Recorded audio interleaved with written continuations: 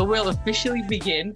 And obviously, before we get started, we need to know who you are and what you do.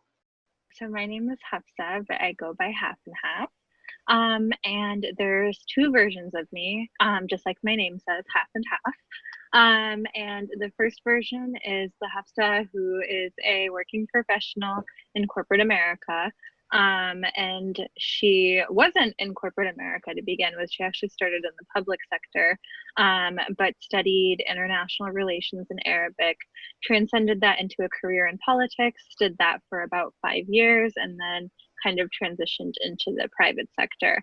And my career has been rooted around immigration and immigration advocacy. And then HafandHaf is the artist, is the other half of me, or the other version of me. And I am an artist. I'm a graphic designer, an illustrator, a painter. A really dope I started artist. off as a ceramicist. Yeah, and I've done all these different kinds of art mediums, and now I'm in a place where I am able to marriage the two versions of myself into something that encompasses both of my identities. So that is one, being an immigration advocate who works on policy and advocacy issues for immigrants in America, and then two, as an artist, how am I able to showcase that through my art and celebrate it as well? So that's me. That's amazing. And I'm so excited because I think that a lot of people who follow you, and there's a lot of people who follow you, they might not know about both your identities, because I don't think you talk about it much on Instagram.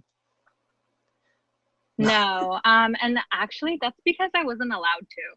So when I worked in politics, I was not allowed to talk about what I did on social media.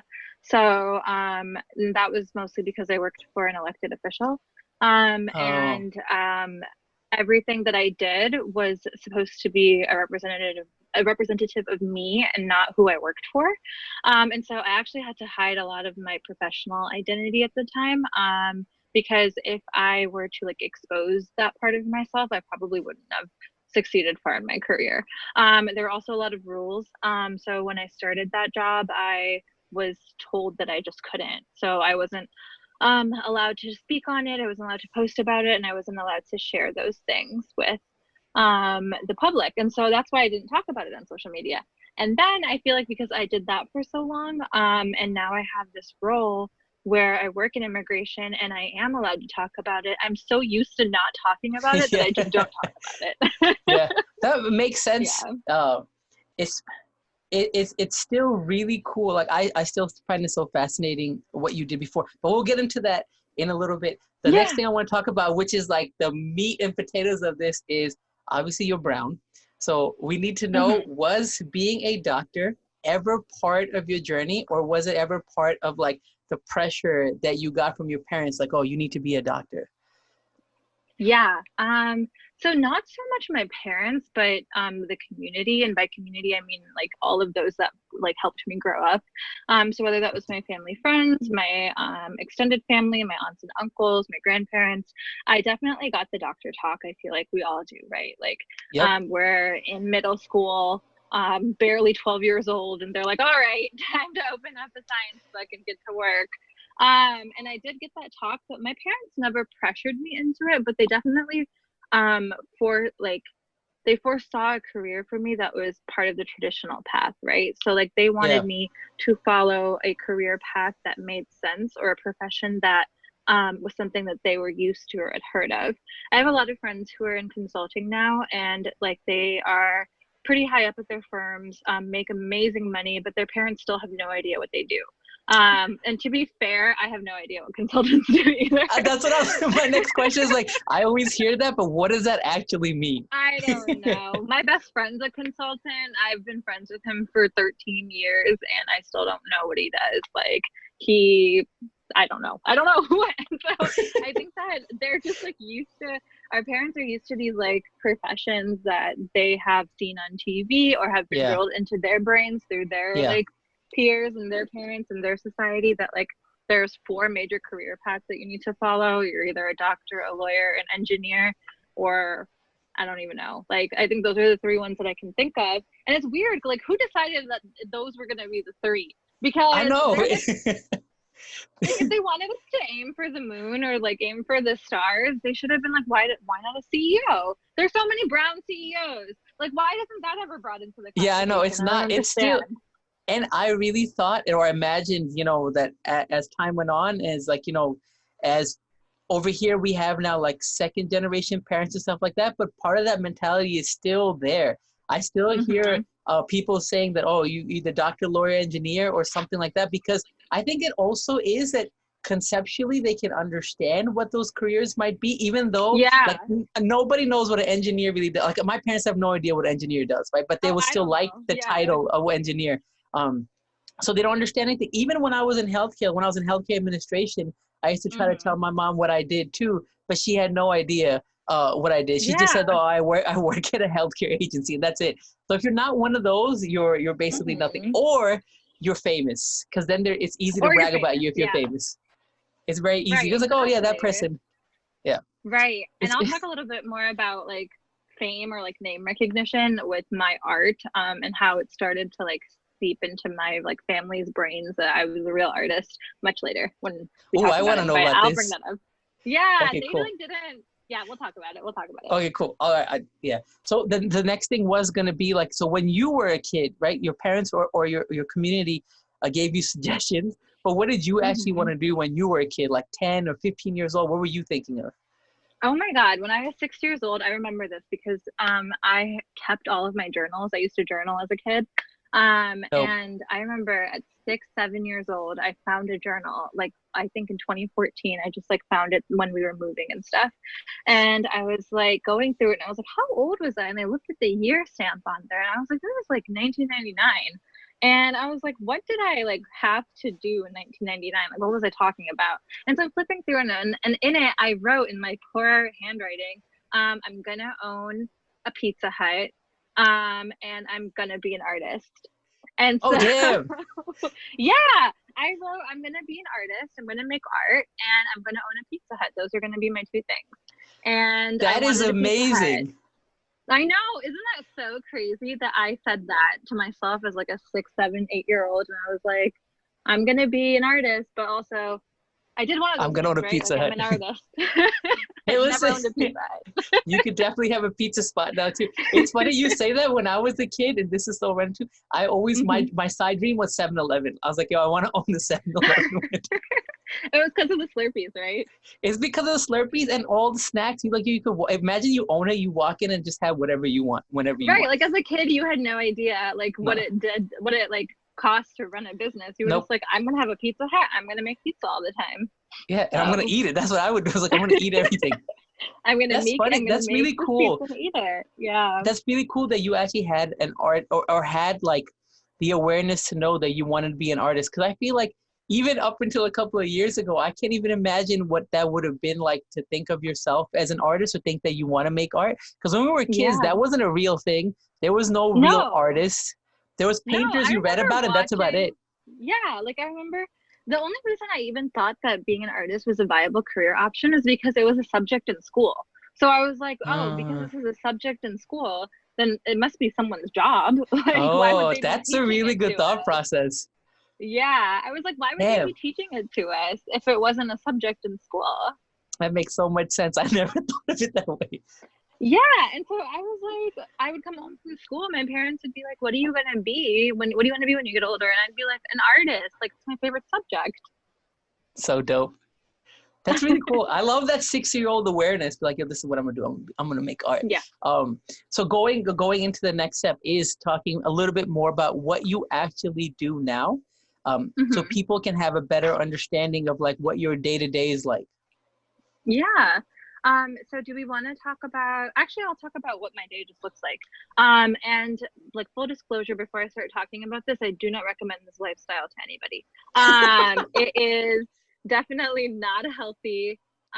It does not give you any sort of, I don't know, it gives me satisfaction. I don't think it's going to make anybody feel good about themselves, but this is my crazy, crazy life.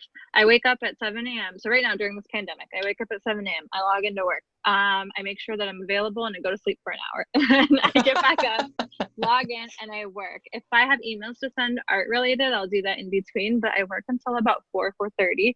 Yeah. And then if I have an ongoing project, I will start working around 5, 6 o'clock after This is for work. your art. And then this is for my art. Yeah. And so after I'm done with like my job around the 5, 6 o'clock, I'll take like an hour break to like decompress. And then at 5, 6 o'clock, I'll get working on whatever project I'm doing, and I won't stop until like midnight, 1 o'clock.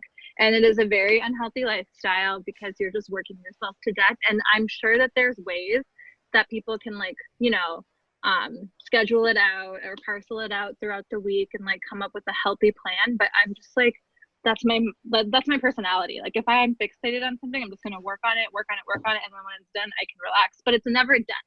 That's the catch. It's never done because I take on another project. And so it's never done. Every time I'm like, oh my God, I have a project that's due in a week. And then I'm done in a week. And I'm like, oh, I already took on another one. So it's never That's ending, a good problem to have. Yeah, it is. It's interesting you say that because I feel like even people that I've spoken to, I think everybody has this, there isn't enough time in the day, right? And I think that if you really want to go for something or you're actually really trying to go in, you will have a very unhealthy lifestyle. And I think that sometimes, this is a topic for another time, but I think that social media, because of what you see, you don't realize how much work is going behind there. And even for what we do, a lot of times we have people who like come for like either internships and stuff, and they talk about, and they think that's like this glamorous thing where all you're doing is shooting high fashion and chilling with celebrities. But 90% of it is just sitting at your desk doing editing or doing work. Or you're just shooting all day. Like a video that you see that's like 30 seconds long, that probably took like 10 hours of shooting and then another how many hours of editing. Yeah. I can imagine. And like a painting that you saw that like I posted or like worked on or like showed you the behind the scenes, like I can put out work fast when I need to, but that's because I have 15 years of experience. And I think a lot of the times people are just like, oh, like, can you whip this up? It'll only take you like an hour. I'm like, it'll take me an hour, but you're paying for the 15 years of experience that I have. That'll make me produce it for you in an hour. That's the funniest thing, how people can take something that you worked toward for God knows how many years and then just simplify it to like, hey, it's only going to take you like half an hour to an hour. So can you just do it? Or can it just be X amount? Like, or can it be free? Because it's only going to take you 15 minutes. Can it be free? Right. But I like the way you phrased it. I like the way you phrase it. It is 15 years worth of work that now that's what you're paying for. Right. And now it takes about an hour. So I feel like the unhealthy lifestyle definitely comes when you're trying to start off on something. I'm, alhamdulillah, at a point in my life where, and in my career, where I can, like, you know, pass up on projects if I wanted to. Like, there was a time in about, I think, early 2017 where I was not passing up on anything. I was like, I need to build my portfolio. I need to like build like something. I need to start somewhere. And so any project I got, I would take it. And I found myself working 19, 20 projects at a time, driving myself insane, not getting any sleep.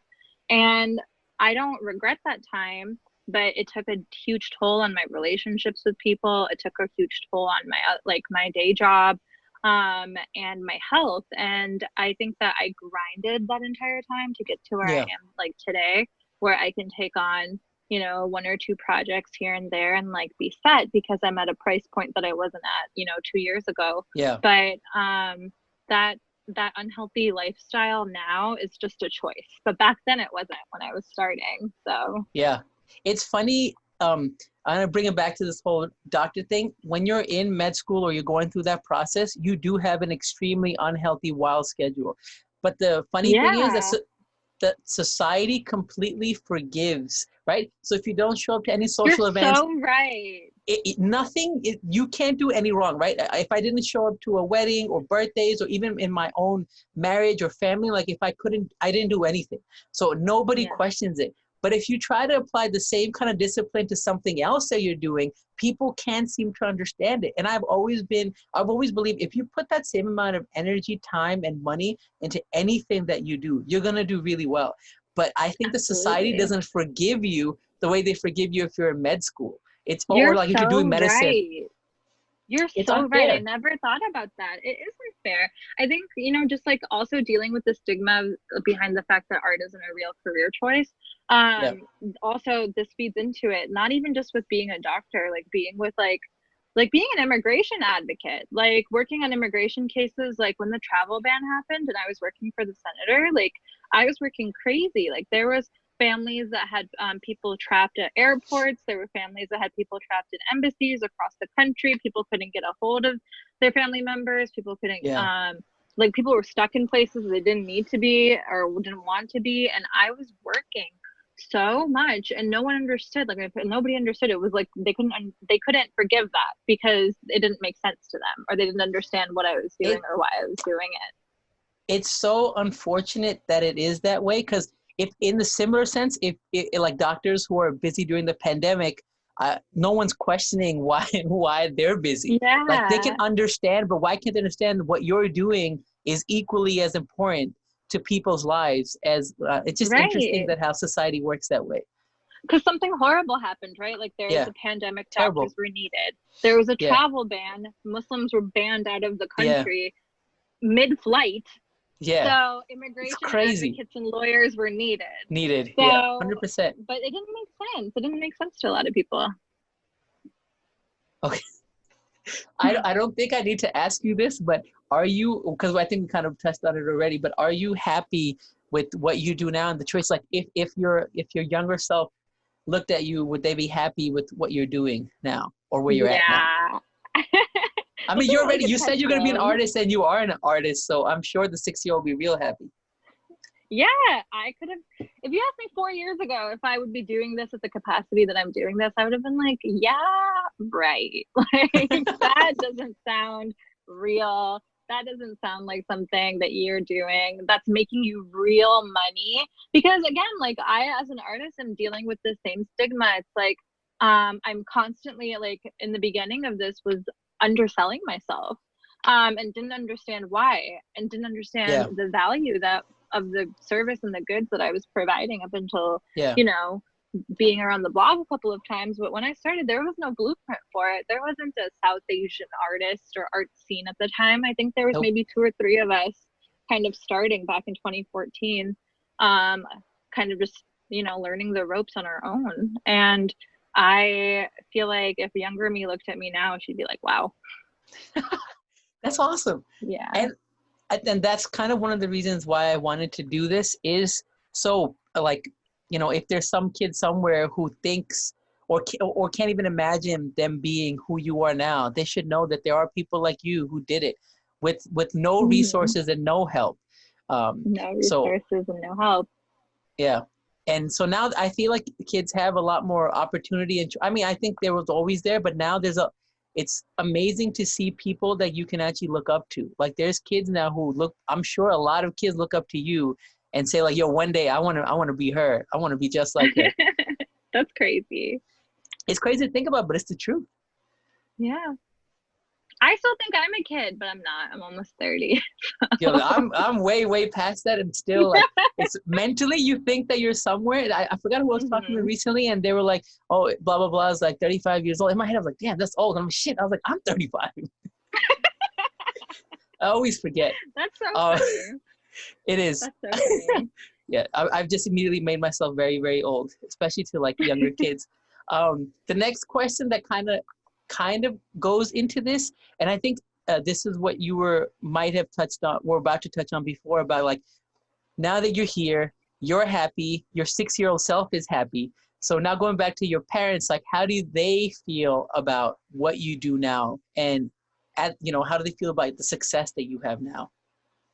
My parents in the beginning were honestly so supportive, but I'm gonna preface this with saying I didn't quit my job, right? Like I didn't quit my stable income to do this. Yeah, And I know a lot of people have, and I every time someone tells me that they have, I admire them so much because I never did that. And part of me didn't do that because I was afraid of the insecurity, but a big part of me didn't do that because I also still love immigration and what I yeah, do there and what I studied.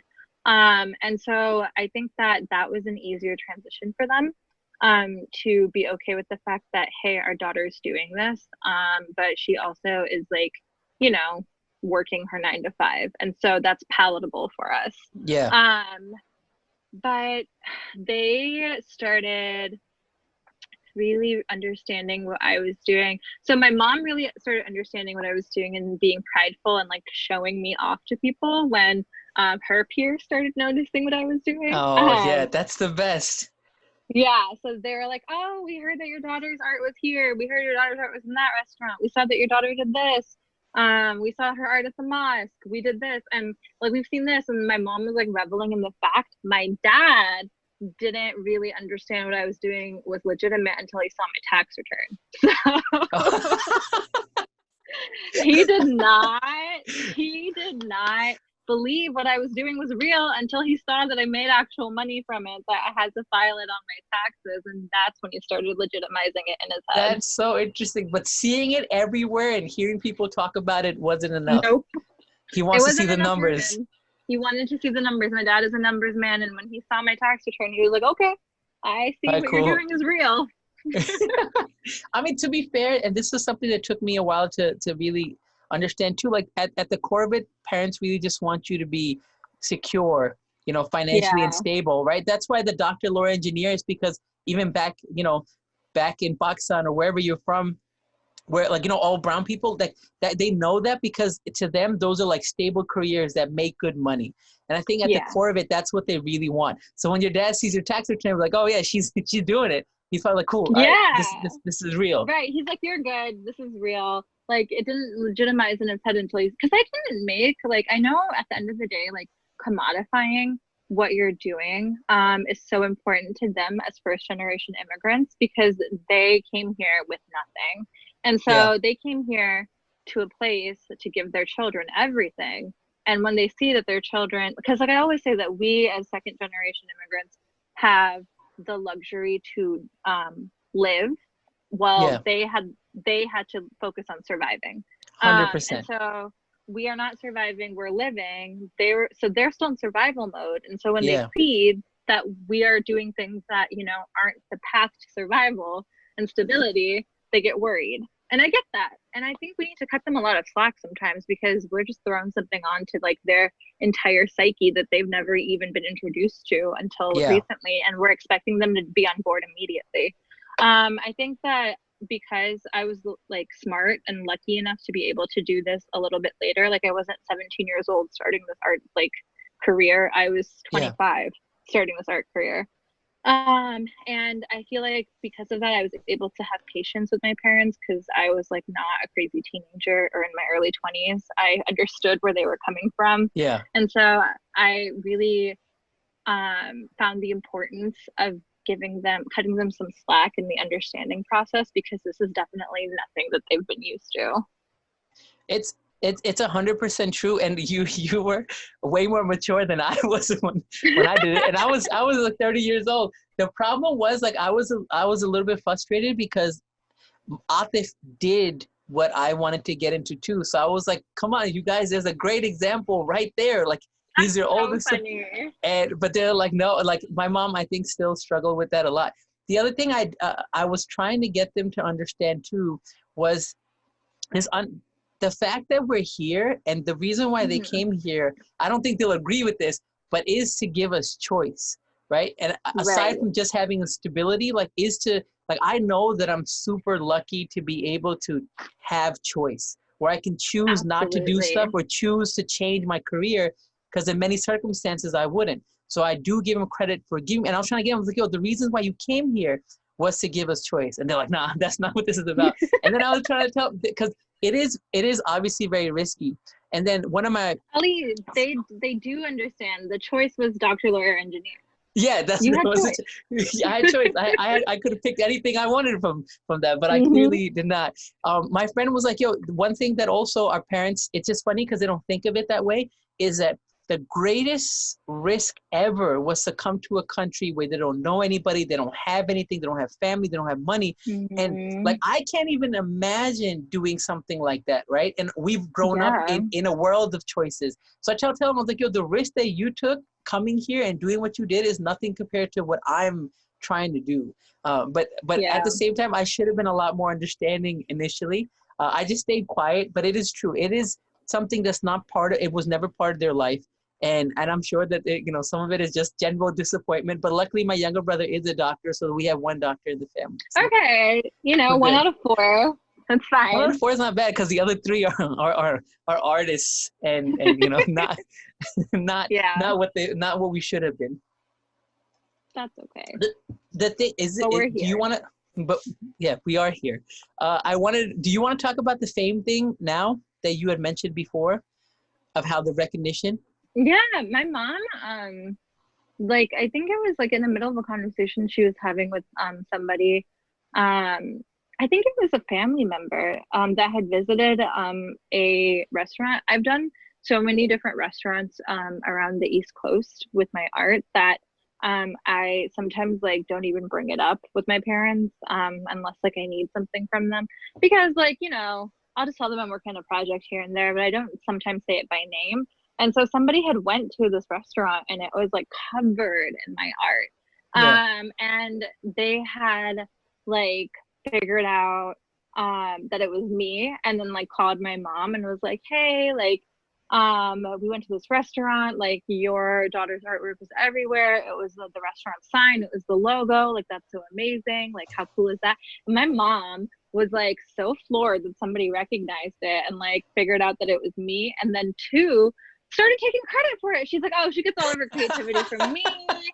I taught her all of this. This is all me. She gets it from me. We support her so much. And I'm like, yeah, but I did that. So yeah, that's Disney parents right there. Right? They don't legitimize what you do or what you love until someone else legitimizes it. Right? They need their friends and their community's cosign. I mean, it's the same reason why when you're doing something that's not traditional bothers them, because more so than how they feel, it's about, how are the people going to feel? That whole phrase that everybody talks about is log kya kenge, what are people going to say? And I think that's so ingrained in them. But when it goes the other way, it actually works for you. They might not realize how big of a deal you are until someone calls them up hey, I'm at this restaurant and your daughter's artwork is everywhere. Yeah, so I guess log kya kenge happens in my favor in that scenario. Yeah. I think eventually when you get to the point where I think that is an achievement, when people really can brag about, something that you do. Super cool. Yeah, it is. It is. I think that's really special. Let's see, the next question, I think we already talked about that. Oh, I think a good thing would be what are the biggest challenges that you face figuring out?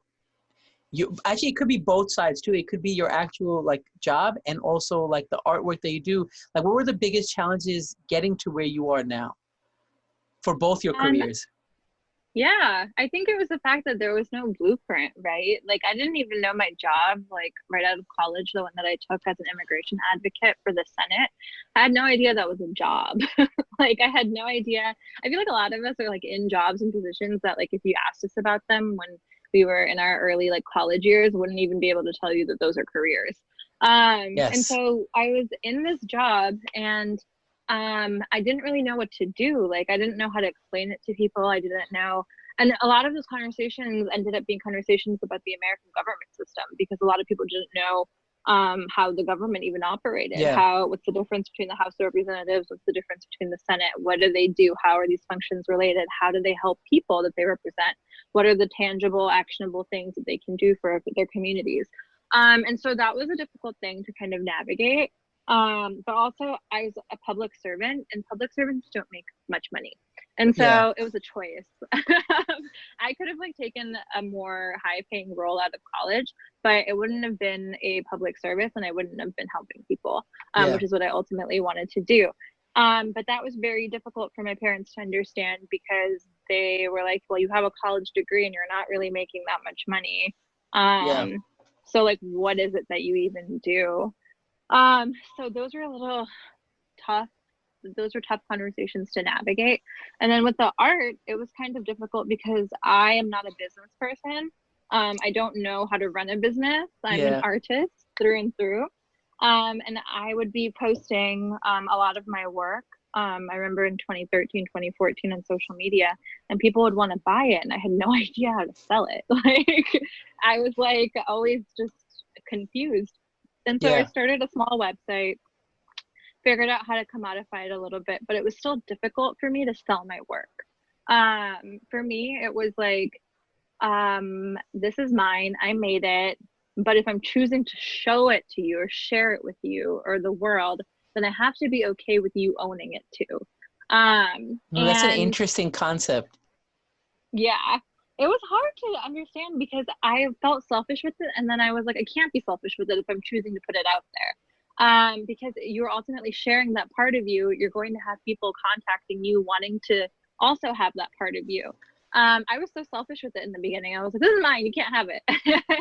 Wait, so I have a question. So this is so interesting that you say, so that really shows that how much you actually loved what it, because you never thought about doing this to one day make money off of it, right? You were just doing it because you wanted to do it. So like, what made you actually start posting it? Like, why did you want to share it? I think like, I was like, you know, I'm good at this. I should share my talent and my skill with the world. Because like, it was fun to do that. Yeah. But then after that, like, it started being like, is this for sale? How can I buy this? Where can I get this? Can you do this? Can you do that? And I was like, I don't know how to. Like, and I don't know if I want to, honestly. Yeah. But slowly I had to come around to the mentality that like, if you're going to be sharing your work, then you have to be okay with the fact that you might have to, like, you have to find a way that benefits you when someone wants it. Because it can't just be like, there's no reason that like, that anyone can't just take my art, screenshot it, and print it at home. Like they've probably done that before. I'm sure. So if people are going to do that, might as well find a way to make it mutually beneficial. Give them a quality product that's also giving me the funds and resources to continue doing what I love. And so that, I think I launched HafandHaf.com officially in 2018. I had like a small website that like I had like maybe like 4 prints for sale in 2014, 2015, but then I really launched it in 2018. But I had to get a business partner. I couldn't do it on my own, and I still don't do it on my own. I need him. I think that's I think that's fair. I think that's one of those things that we get caught up in where I know that I've had in the past where I feel like, oh, I should be able to do everything. But you learn that everybody got limits. You might be great at this, but you're not going to be so good. Like I'm not good with logistics and stuff like that at all. I hate all of that. So it's definitely good to have a partner who can take care of your business. So I'm glad you got that. Yeah. And also I'm glad that you started selling your stuff, because like my favorite thing that we own in our apartment is the dual flower piece that you have, and that's the middle piece in my living room. I love that. Yeah, that's one of my favorite ones.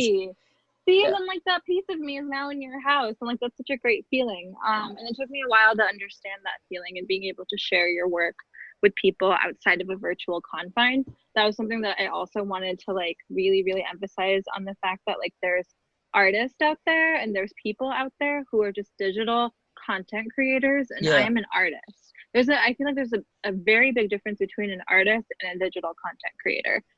Because I want my art and my legacy to live outside of social media. It needs to live outside of the internet. It needs to be physical, viewable, something that you can touch. And I think that being able to sell that to somebody or being able to put it up in a commercial space has allowed me to outgrow my legacy outside of the internet. Dan, you made me really sad about what I do. Everything that we do lives on social media, and it's disposable. No, I think that's beautiful. I think it's really beautiful, and I think that most people, I really appreciate like having some art. And it's funny because I never thought about it in the way that you spoke first, where like you didn't want to give it up. And I can also see that because you put so much love and time and energy into something that it might be hard to just give it to or like, sell it to somebody. But I think that like the joy that you give to people when they own stuff, I think that's really cool. Like when I get art from somebody, it makes me really happy. That's so great. And I didn't mean that your work was I'm joking with you. I know. No. I'm joking with you. I am very aware of what I do.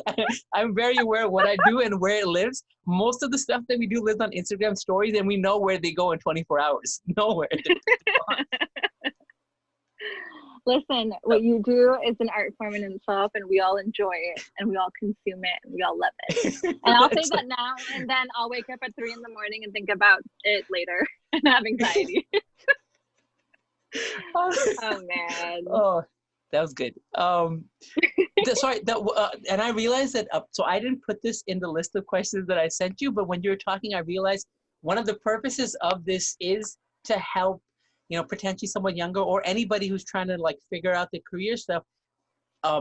Would you be able to like share what did you do to get to those positions, right? So to be an immigration advocate, like what was your general path? Like what was your major in college, or what did you have to do to get to that? Because like you said, most people, like even for me, the reason is like a lot of people that I speak to, like you, like I didn't even know that these jobs existed when I was young. So I don't even know how I would go for it. So what was the path to get to where you got to? So, interesting enough, I'll talk about both things. So to get to where I am, I studied international relations in Arabic, and I always wanted to work for the United Nations. But I was actually, when I was in school, I was interning at local elected officials' offices with no real idea on what I wanted to do after I graduated. And so I just did a bunch of internships. I worked for a nonprofit. I worked for a advocacy program for like the governor's office. I worked for an Asian like health clinic that focused on Asian American health. I worked for a senator. I worked for a representative. And when I graduated, I was still working at the Arabic department at my school with no idea what I was going to do once that job was over at the end of the summer. And because I had like left, my only advice here would be wherever you're interning in school, leave a lasting impression and keep your connections, because when a job opened up in the Senate office, they contacted me because I was an intern there. And I just took it with no idea what it was going to be like. I was like, why not? And That's true. Why I took not? it. And it turned out to be an amazing, amazing experience, and helped me realize that I was very passionate about immigration and immigration services. So my advice there would be to maintain your connections with people, especially when you're in school, because you never know what they'll turn into. With art, I will backtrack a little and say that most of my opportunities, sorry, my like Skype notification keeps going off. It's okay. I keep telling people that in the 7th ring of hell, it will just be you in a silent room and the Skype notification will just be going off. And you'll be looking around and you'll be like, someone's trying to contact me, but who is it? So yeah, so as you can see, that's how much I like being contacted. So but the other thing is that most of my opportunities for art in like commercial spaces, so restaurants, music, apps, like lounges, digital advertising, have 100% come from social media. So social media is a great thing and has helped me get all of my roles. So I feel like because I had like a couple of jobs like doing art for different restaurants, those restaurants passed my name along. I worked with a design firm, I worked with a wedding planner, and so it's like name recognition just through like, you know, contacting people verbally, but then a lot of it just stemmed from social media. So if you're trying to get into that space, I would definitely recommend being consistent in your platform and outputting work that you want, outputting the kind of work that you want to participate in.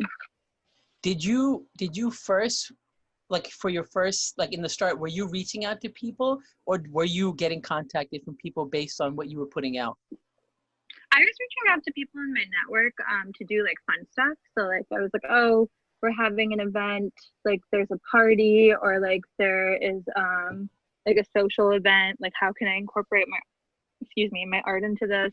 Can I do it through social media and advertising? Can I actually put myself in a space where we can do like an art event, like showcase my art, do it live? So those are the kinds of people I was contacting, and that was in the entertainment industry.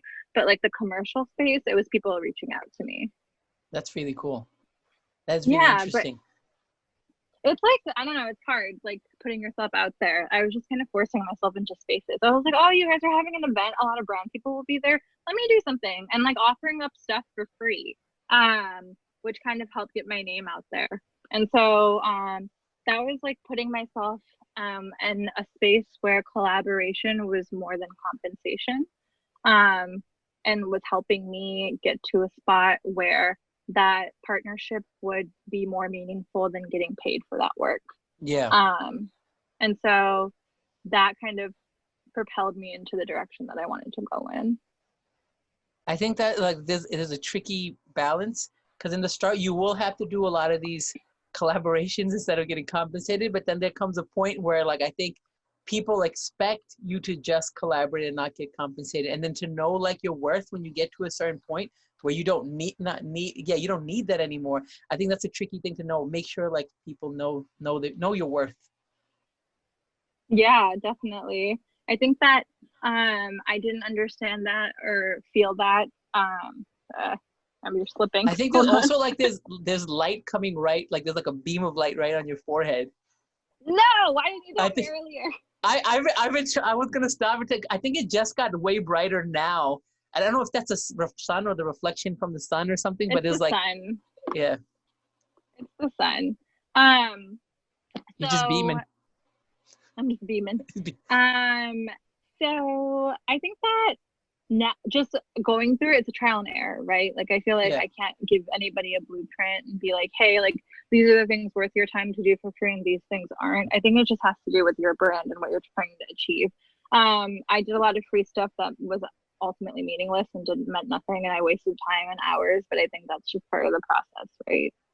Part of learning. That makes sense. Yeah. So on that same note, if you could give your younger self some advice, what would you tell them?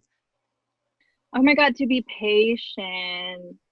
I did so much work so fast just trying to output content that I had to go back and make changes to because I was being so impatient.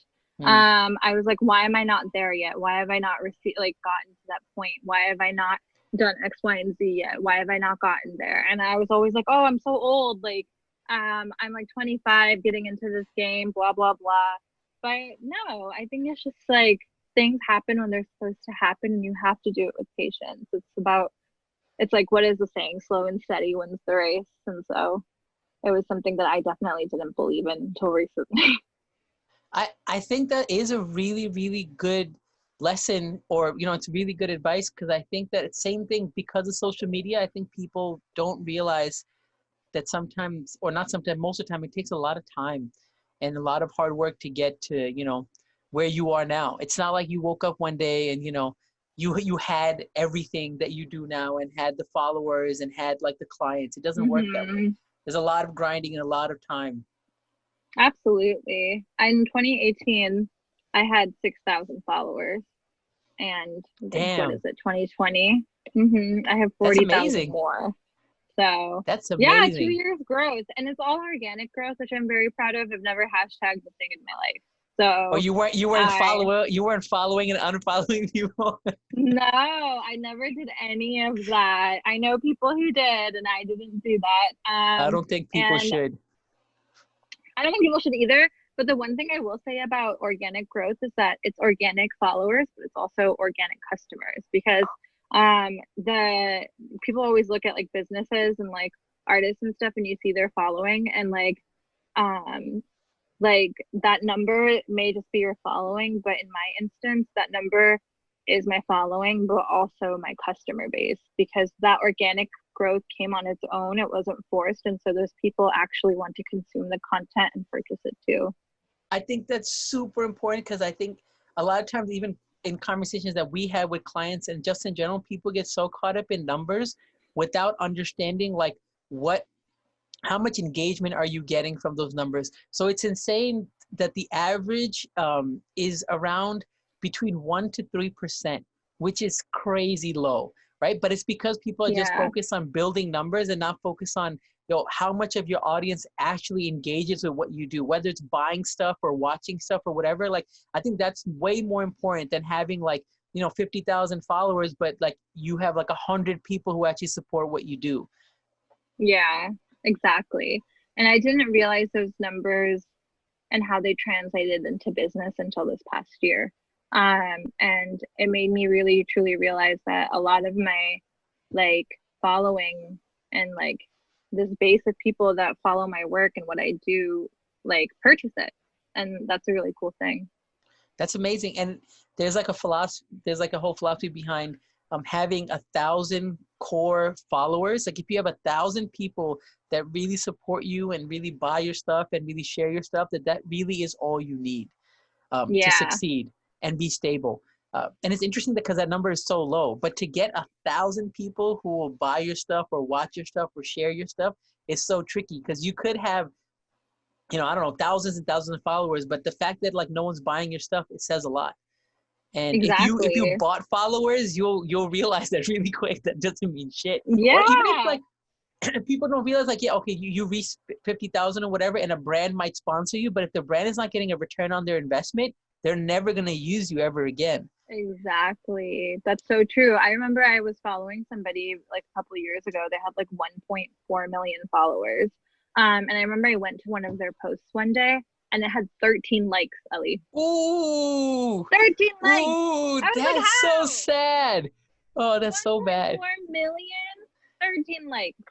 But that happens a lot when you actually, like, you'll see their profile and you'll be like, oh, damn, this is crazy. But then when you go in and you see the engagement, it has like 2 comments and 100 likes. And for a fact that most of your followers either are fake or I don't know why they're following you.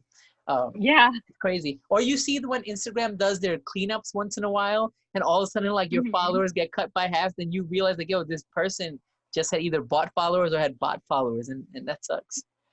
That's so crazy. I think quality over quantity always. Always, in all parts of business. I think that's a good place to end this. And the last question, which is the most important question for me, is what's your favorite pizza spot? What's my favorite pizza spot? I love Detroit style pizza, and I know a lot of people don't know what that is. But I grew up in Detroit, and I don't know if you guys in Texas have Jets Pizza. Have you ever heard of it? They do. Someone just told me about it 2 days ago. Yeah, so Jets is it originated in Detroit, and it is Detroit style pizza. It's like a weird deep dish pizza that's extremely greasy. The crust is super crispy, and it's like kind of baked in itself, and it's like cheesy and saucy, and it's just so good. It's like buttery pizza. And I grew up on that pizza, and it's just my favorite. That's really cool. It's so funny because both me and him we're from New York, right? And he was telling me, he's like, yo, you got to try Jets. He's like, it's kind of like Sicilian, but trust me, it is freaking amazing. So now, after hearing you talk about it, I might have to go get some today.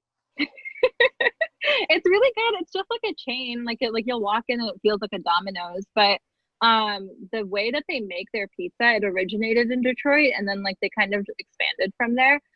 So they call it Detroit style pizza. I didn't know that was a thing up until recently. I also thought the Jets was a nationwide thing until I moved to Ohio, and I was like, oh, no Jets here?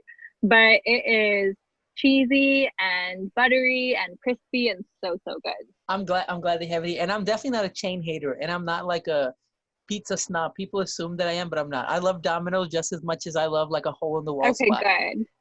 Yeah. Good, me too. I'm gonna have Jets today. Let me know how you like it. Oh, you'll know. But honestly, thank you so much for taking time. Oh, before we go, what is the best way for someone to contact? I know you don't like getting contact. I know it's not Skype, so definitely no Skype. But if someone wanted to like hit you up or email for some advice or anything, email. hello@HafandHaf.com email. I would love to answer advice questions via email. That would be totally my preferred method. When people DM me, sometimes it gets lost. And if you want to email me, it may take me a couple of days to get back to you, but I always get back to everybody. That's really sweet. Because there's people, when they make it, they forget about the little people. No. We haven't made it yet. That's a problem too, never being satisfied. Yep. But we're artists. Thank you, Ellie. I appreciate thank you. Okay. This was so much fun. And I will talk to you again really soon. Very soon, inshallah.